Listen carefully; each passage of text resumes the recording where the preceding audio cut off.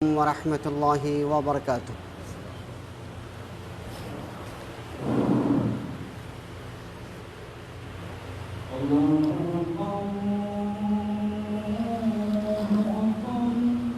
الله أكبر الله أكبر.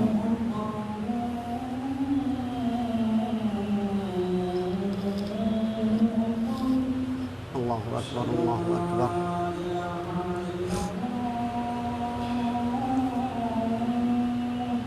أشهد أن لا إله إلا الله.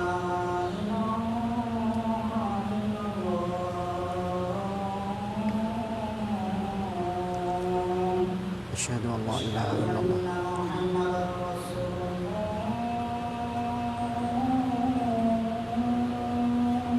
أشهد أن محمدا رسول الله.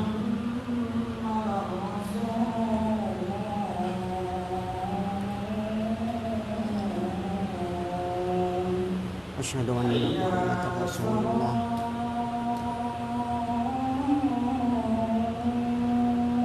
لا حول ولا قوة إلا بالله.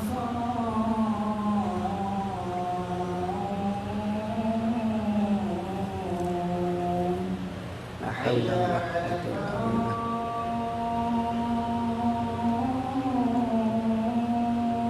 لا حول ولا قوة إلا بالله.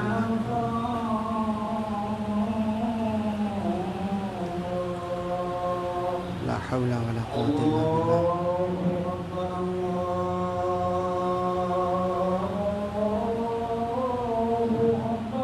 الله أكبر الله أكبر.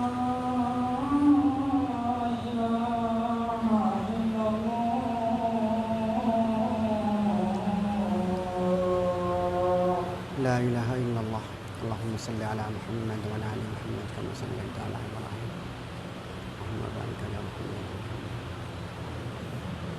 اللهم رب هذه الدعوة التامة والصلاة القائمة آت محمدا الوسيلة والفضيلة وابعثه مقاما محمودا الذي وعدته.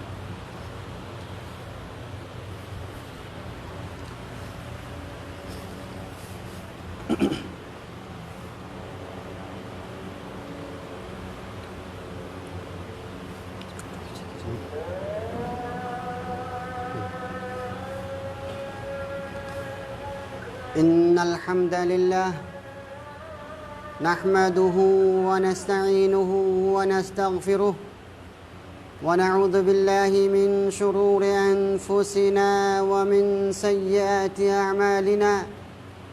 من يهده الله فلا مضل له ومن يضلل فلا هادي له. وأشهد أن لا إله إلا الله وحده لا شريك له. وأشهد أن محمدًا عبده ورسوله أرسله بالحق بشيرًا ونذيرًا. أما بعد، فإن خير الحديث كتاب الله، وخير الهدي هدي محمد صلى الله عليه وسلم، وشر الأمور محدثاتها، وكل محدثة بدعة، وكل بدعة ضلالة، وكل ضلالة في النار. أعوذ بالله من الشيطان الرجيم. يا أيها الذين آمنوا اتقوا الله حق تقاته ولا تموتن إلا وأنتم مسلمون.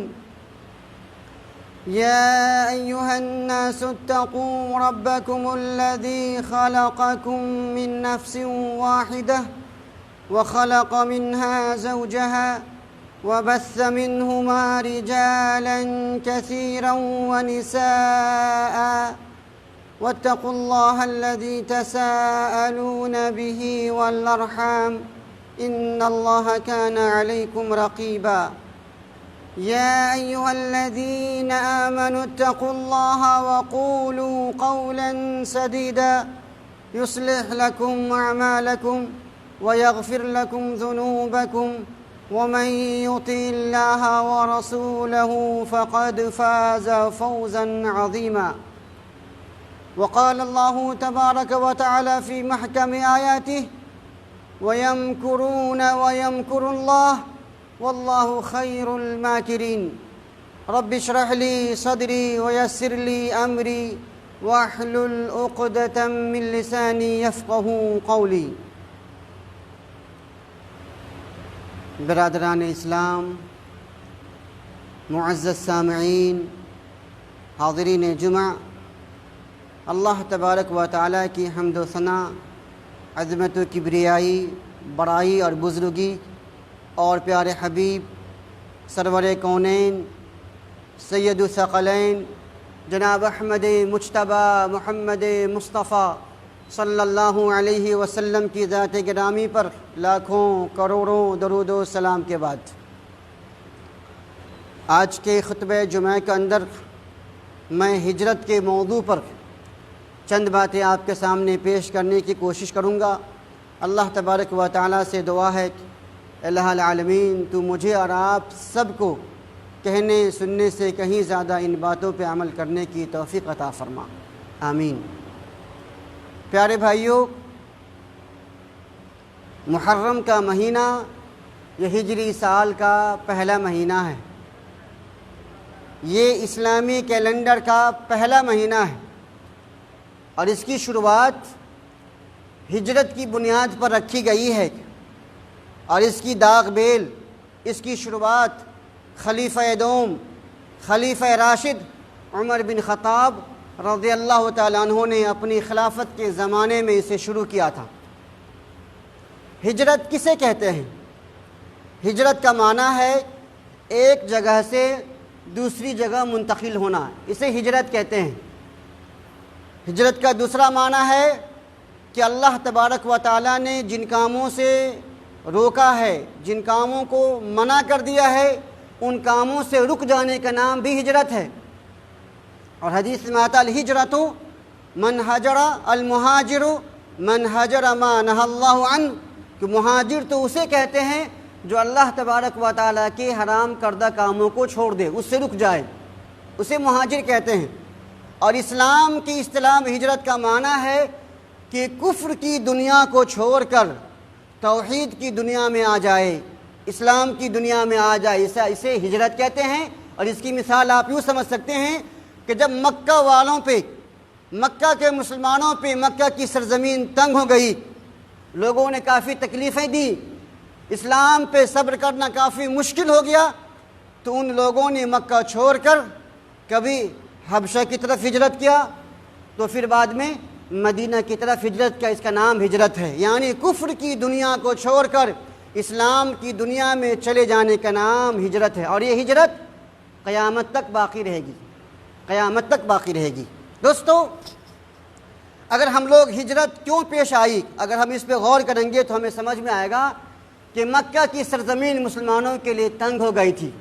ذرا سا یاد کیجئے، جب اللہ تبارک و تعالیٰ نے پیارے نبی جناب احمد مجتبیٰ محمد مصطفیٰ صلی اللہ علیہ وسلم پہ نبوت کی یا وحی، پہلی وحی نازل فرمائی، اور اقرأ بسم ربک الذی خلق نازل ہوئی، اور آپ کو محمد بن عبداللہ سے محمد الرسول اللہ بنا دیا گیا، آپ کے سر پہ نبوت کا تاج سجا دیا گیا، تو آپ صلی اللہ علیہ وسلم نے دین کی دعوت شروع کی، آہستہ آہستہ، چپکے چپکے، خاص لوگوں میں، کیونکہ یہ دعوت کا اسلوب ہے، یہی حکمت ہے کہ انسان ایک ہی مرتبہ سب کے سامنے کھل کر نہ آ جائے، بلکہ موقع اور مناسبت کے لحاظ سے آہستہ آہستہ ہمیں دعوت دینے کی شروعات کرنی ہے۔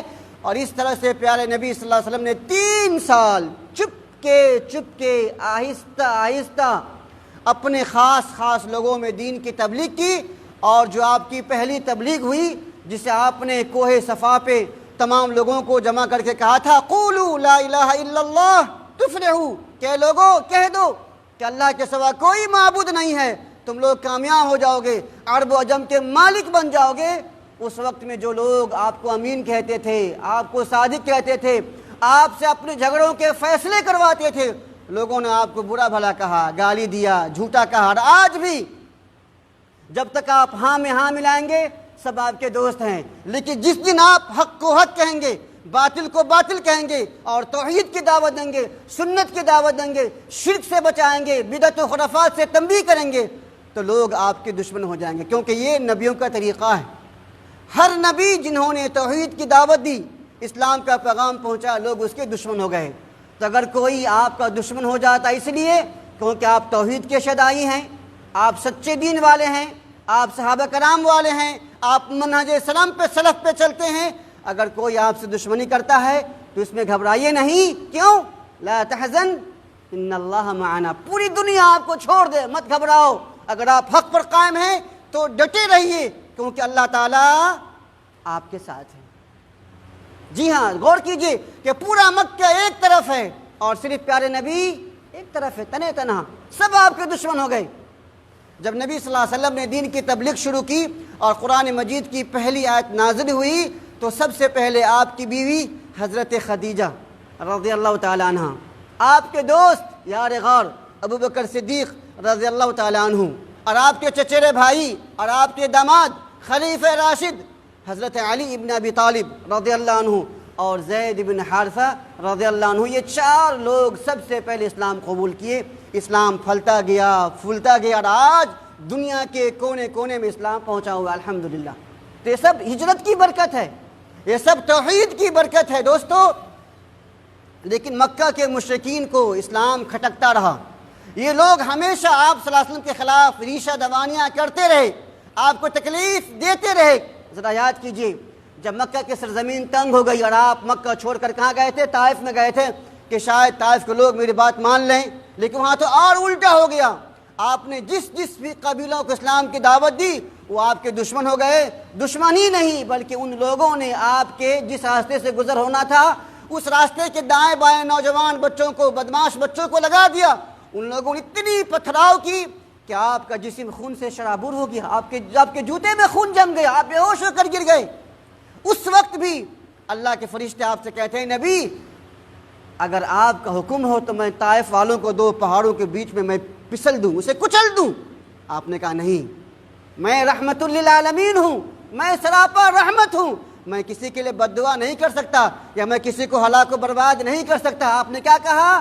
آپ نے دعا کی اللہ تعالیٰ میری قوم کو ہدایت دے، یہ مجھے نہیں جانتے، یہ مجھے نہیں پہچانتے کہ میں کون ہوں، میری قوم کو ہدایت دے۔ اور آپ نے کہا اگر یہ لوگ اسلام قبول نہیں کریں گے تو کوئی بات نہیں ہے، لیکن اللہ تعالیٰ ان کی نسل سے ایسے لوگوں کو پیدا کرے گا کہ جو ضرور اسلام قبول کریں گے۔ اور آپ جانتے ہیں کہ جب فتح مکہ ہوتا ہے تو مکہ کے لوگ بھی، مکہ کے آس پاس طائف کے جتنے علاقے کے لوگ ہوتے، لوگ خود سے جوق در جوق اسلام میں داخل ہونا شروع ہو جاتے ہیں۔ اگر نبی بد دعا کر دیے ہوتے تو پھر اسلام وہ لوگ کیسے آتے؟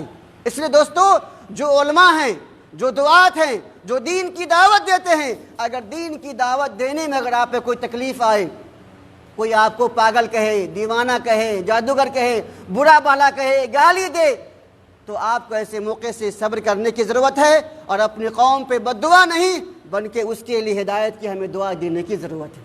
ذرا سا غور کیجئے، ہجرت کی رات نبی صلی اللہ علیہ وسلم جب مکہ میں تھے تو صحابہ کرام نے سب سے پہلے ہجرت کی طرف حبشہ کی طرف ہجرت کیا، پھر دوبارہ ہجرت کیا اور اس کے بعد تیسری مرتبہ صحابہ کرام مدینہ منورہ کی طرف ہجرت کرتے ہیں۔ خود نبی صلی اللہ علیہ وسلم اللہ تعالیٰ کے حکم کے منتظر تھے کہ جیسا اللہ تعالیٰ کا حکم ہوگا میں بھی ہجرت کر جاؤں گا، اور چنانچہ ایک دن مکہ کے سارے کفار دارالندوہ میں میٹنگ کرتے ہیں، اجتماع کرتے ہیں کہ جتنے بھی بڑے بڑے قبیلہ ہیں مکہ میں، سارے قبیلے سے ایک نوجوان کو تیار کیا جائے۔ کون سا نوجوان؟ جو بڑا مضبوط ہو، معزز اور اونچے خاندان کا ہو اور تلوار بازی میں سب سے بڑا ماہر ہو، اور یہ لوگ نبی کے گھر کا گھیراؤ کریں گے اور جیسے نبی رات میں گھر سے باہر نکلیں گے ہم ان کا کام تمام کر دیں گے۔ نعوذ باللہ۔ وَيَمْكُرُونَ وَيَمْكُرُ اللَّهُ وَاللَّهُ خَيْرُ الْمَاكِرِينَ۔ یہ لوگ چال چل رہے تھے، مکر کر رہے تھے، لیکن یہ بھول گئے کہ سب سے بہترین چال کس کا ہے؟ اللہ کا ہے۔ سب سے بہترین پلانر کون ہے دوستو؟ وہ اللہ تعالیٰ کی ذات ہے۔ اللہ تعالیٰ نے فرشتے کو بھیجا اور نبی کو خبر کر دیا کہ اے نبی آج رات آپ کو اپنے بستر پہ نہیں سونا ہے، آج رات آپ کو یہاں سے نکل جانا ہے کیونکہ مکہ والے آپ کو مارنے کی پلاننگ کر رہے ہیں۔ چنانچہ نبی صلی اللہ علیہ وسلم ابو بکر صدیق کے گھر جاتے ہیں اور ہجرت کے سفر کو تیار کرتے ہیں، اور رات میں حضرت علی سے کہتے ہیں اے علی ادھر آؤ، آج رات تم میرے بستر پہ سو جانا، میری چادر اوڑھ کے سو جانا، تاکہ لوگ یہ سمجھیں کہ میں سو رہا ہوں جبکہ میں نکل کر چلا جاؤں گا۔ چنانچہ آپ ایسا ہی کرتے ہیں اور اپنے گھر سے نکلتے ہیں، ہاتھ میں ایک مٹھی مٹی لیتے ہیں اور مٹی کو ان کے سروں پر پھینک دیتے ہیں۔ اللہ تعالیٰ ان کی آنکھوں کو چھین لیتا ہے یا ان کی بصارت کو بند کر دیتا ہے اور آپ ان کے سامنے سے نکل جاتے ہیں، وہ آپ کو دیکھ بھی نہیں پاتے۔ پھر آپ ابوبکر صدیق کو لیتے ہیں اور یار غار میں جاتے ہیں اور 3 رات وہاں چھپتے ہیں، اور 3 رات کے بعد پھر آپ وہاں سے اپنے پرانے پلان کے تحت آپ مدینہ منورہ تشریف لے جاتے ہیں۔ یہ ہے ہجرت کا واقعہ۔ دوستو، ہجرت کا سب سے بڑا فائدہ کیا ہے یا سب سے بڑا درس کیا ہے؟ یوں تو بہت سارے فوائد ہیں، لیکن ہجرت کا سب سے بڑا فائدہ یہ ہے دوستو کہ اسلام ہم سے قربانی چاہتا ہے۔ ہاں، اسلام ہم سے قربانی چاہتا ہے۔ کس چیز سے قربانی؟ جان کی قربانی۔ اگر اپنی جان بھی اللہ کے راستے میں قربان کرنے کی نوبت آ جائے، کیوں؟ توحید کے لیے، دین کے لیے، نبی کی محبت کے لیے، اسلام کے لیے، تو کسی مسلمان کو پیچھے نہیں ہٹنا چاہیے۔ تو اسلام ہم سے قربانی چاہتا ہے، جان کی، مال کی، اپنے ملک کی۔ ہاں دوستو، اسلام کے لیے ملک چھوڑا جا سکتا ہے، لیکن ملک کے لیے اسلام نہیں چھوڑا جا سکتا۔ اس کو سوچئے کہ اگر کسی ایسے ملک میں آپ ہیں کہ آپ کو 2 آپشن دے، یا تو مسلمان رہو یا پھر یہاں سے نکل جاؤ، تو ٹھیک ہے میں نکل جاؤں گا، میں اسلام کے لیے ملک کو چھوڑ سکتا ہوں، لیکن ملک کے لیے اسلام کو چھوڑا نہیں جا سکتا۔ آپ ذرا سا یاد کیجئے، جس وقت نبی صلی اللہ علیہ وسلم مکہ چھوڑ کر مدینہ جا رہے تھے تو آپ بار بار مڑ کے مکہ کو دیکھ رہے تھے اور کہا، اے مکہ، قسم اللہ کی، اس پوری روئے زمین پر، اس پوری دھرتی میں اگر کوئی جگہ ہے، کوئی سرزمین ہے جو اللہ کو بہت محبوب ہے تو وہ تم ہو۔ یعنی مکہ اللہ تعالیٰ کی محبوب ترین سرزمین، سب سے بہترین جگہ مکہ مکرمہ ہے، اس میں بالخصوص خانہ کعبہ ہے۔ اگر مکہ والے مجھے یہاں سے نہیں نکالتے تو میں ہرگز نہیں نکلتا۔ یہ نبی صلی اللہ علیہ وسلم کا فرمان ہے، نبی کا فرمان کہ اگر مجھے مکہ والے نکلنے پہ مجبور نہیں کرتے تو میں نہیں نکلتا۔ اس سے کیا سمجھ میں آتا ہے کہ اسلام کی خاطر، دین کی خاطر، اپنی وطن کو، اپنے جائے پیدائش کو، اپنے ملک کو خیر آباد کہا جا سکتا ہے، لیکن اسلام کو ملک کے لیے چھوڑا نہیں جا سکتا ہے۔ اسی طرح دوستو، حضرت علی کے واقعے کو ذرا سا غور کیجئے کہ وہ جس رات بستر پہ سو رہے تھے، وہ نوجوان تھے اس وقت میں، ان کو پتا تھا کہ جب مکہ والے نبی کو نہیں پائیں گے، مجھے پائیں گے تو مجھے ماریں گے، پیٹیں گے۔ انہیں مارا بھی گیا، گھسیٹ کر مکہ کی مشرکین مکہ کی محفل میں اسے لے جایا گیا۔ وہ تکلیف سہنا گوارا کیے، لیکن نبی کہاں گئے ہیں؟ انہوں نے زبان نہیں کھولی۔ تو اس سے سمجھ میں آتا ہے کہ ہجرت ہم سے قربانی چاہتا ہے، اسلام ہم سے قربانی چاہتا ہے، جان کی قربانی، مال کی قربانی، اپنوں کی قربانی، بچوں کی قربانی، بیوی کی قربانی، عیش و آرام کی قربانی۔ بہت سے صحابہ کرام دوستو ایسے تھے جو مکہ میں نعمت میں پلتے تھے۔ مصعب بن عمر کے بارے میں آتا ہے کہ ان کے پاس میں ایسی خوشبو ہوتی تھی کہ وہ جس راستے سے گزرتے تھے لوگ کہہ دیتے تھے کہ اس راستے سے مصعب گزرا ہے، بڑے مالدار۔ لیکن جب اسلام قبول کر لیے تو ساری نعمتیں ان کی چھن گئی۔ ان کی ماں نے بھی کہا، بیٹا میں مر جاؤں گی اگر تم اسلام کو نہیں چھوڑ۔ تو کہا کہ میری ماں، اگر میرے پاس 70 مائیں ہوں گی تو میں 70 ماؤں کو بھی اسلام کے نام پہ قربان کر دوں گا، لیکن اسلام کو نہیں چھوڑ سکتا۔ تو یہ اسلام کی محبت ہے۔ اس لیے دوستو، اپنے دلوں میں اسلام کی محبت کو پیدا کرو، صحابہ کرام کے واقعات کو یاد کرو کہ اس زمانے کے نئے مسلمان جو اسلام قبول کیے تھے، لوگوں نے کتنی تکلیفیں دی۔ حضرت بلال کا واقعہ، حضرت یاسر کا واقعہ، حضرت سمیہ کا واقعہ، 50 سلمان فارسی کا واقعہ، 50 صحابہ کرام دوستو جسے بری طرح سے مارا گیا، تکلیفیں دی گئی، لیکن لوگوں نے زبان سے بس یہی کہا، اللہ احد، اللہ ایک ہے، ہم 2 نہیں کہہ سکتے، 3 نہیں کہہ سکتے، 4 نہیں کہہ سکتے، کیونکہ یہی اصل دین کی بنیاد ہے۔ اللہ تبارک و تعالیٰ سے دعا ہے، الہ العالمین تو ہمیں بھی دین کی سمجھ دے، اور جس طرح صحابہ کرام دین پر ڈٹے رہے، توحید پر قائم رہے، آج ہمیں بھی اسی دین پہ رہنے کی اور قائم رہنے کی توفیق عطا فرمائے۔ آج افسوس کی بات ہے کہ آج اکثر لوگ مسلمان تو ہیں لیکن مشرک ہیں، مسلمان تو ہیں، کلمہ تو پڑھتے ہیں، لیکن زبان سے بولیں گے یہ علی مشکل کشا، یہ شرک ہو گیا۔ مسلمان تو ہیں، قبروں کا طواف کرتے ہیں، یہ تو شرک ہو گیا۔ مسلمان تو ہیں، باباؤں سے مانگتے ہیں، یہ تو شرک ہو گیا۔ دوستو، اس اسلام سے کوئی فائدہ نہیں ملے گا۔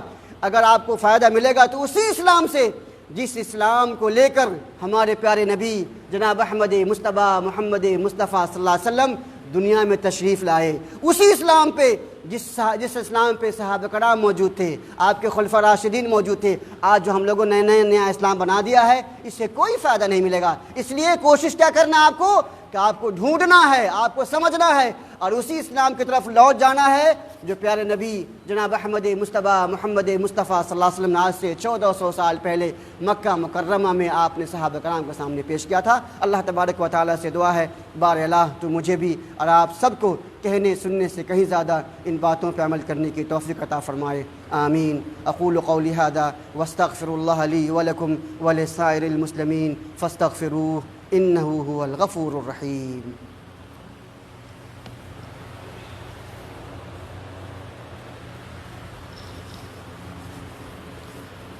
الحمد لله وحده والصلاة والسلام على من لا نبي بعده وعلى آله وصحبه أجمعين، أما بعد، إن الله وملائكته يصلون على النبي يا أيها الذين آمنوا صلوا عليه وسلموا تسليما، اللهم صل على محمد وعلى آل محمد كما صليت على إبراهيم وعلى آل إبراهيم إنك حميد مجيد، اللهم بارك على محمد وعلى آل محمد كما باركت على إبراهيم وعلى آل إبراهيم إنك حميد مجيد، وارض الله عن الخلفاء الراشدين وعن الصحابة أجمعين وعنا معهم بمنك وكرمك يا أكرم الأكرمين.